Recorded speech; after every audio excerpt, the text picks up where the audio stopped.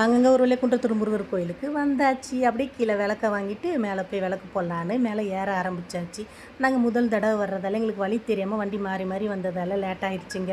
அப்படியே வாங்கிட்டு வந்த விளக்க போட்டுட்டு அதுக்கப்புறம் கோயிலுக்குள்ளே போவோம். பார்த்திங்கன்னா நம்மளுக்கு நேராகவே அவ்வளோ அழகாக முருகர் வள்ளி தேவியானோட இருக்கார். அவரை கும்பிட்டுட்டு பக்கத்துலேயே விநாயகர் இருந்தார். அவரை கும்பிட்டுட்டு வரிசையில் நிற்க ஆரம்பித்தாச்சு. நாங்கள் சாயங்காலம் போனதால் கூட்டம் எங்களுக்கு அப்புறம் வந்துக்கிட்டே இருக்காங்க. நாங்கள் போய் ஒரு 1/4 மணி நேரங்க நின்னோம். அதுக்கப்புறம் சாமியை பார்த்தாச்சு. இதுக்கப்புறம் ஃபோனை பேக்கில் வச்சிடலான்னு சொல்லிட்டு வச்சுட்டு உள்ளே போய் முருகர் அவ்வளோ அழகாக பார்த்து சாமி கும்பிட்டாச்சுங்க. வெளியும் வந்தாச்சு. எவ்வளோ அழகாக இருக்கார் தெரியுமா முருகர். அதுக்கப்புறம் கோயிலை நல்லா சுற்றி கும்பிட்டுட்டு பாம்பன் சாமிலாம் இருந்தார். அவரையும் கும்பிட்டுட்டு இதுக்கப்புறம் ஒரு 5 நிமிஷம் உட்காந்துருந்தாங்க. உட்காந்துட்டு போய் பிரசாதம் வாங்கிட்டு சாப்பிட்டுட்டு கிளம்பலாம், நம்ம கிளம்புறது கரெக்டாக இருக்குன்னு சொல்லிட்டு புளியோதரையும் லட்டும் வாங்கிட்டு ஒரு ஓரமாக உட்காந்து சாப்பிட்டுட்டு அதுக்கப்புறம் கிளம்பியாச்சு. இந்த வீடியோ பிடிச்சா லைக் பண்ணுங்கள், சேனலை சப்ஸ்கிரைப் பண்ணுங்கள். கோயில் அவ்வளோ அழகாக இருக்குது. ரொம்ப சந்தோஷம். பாய்.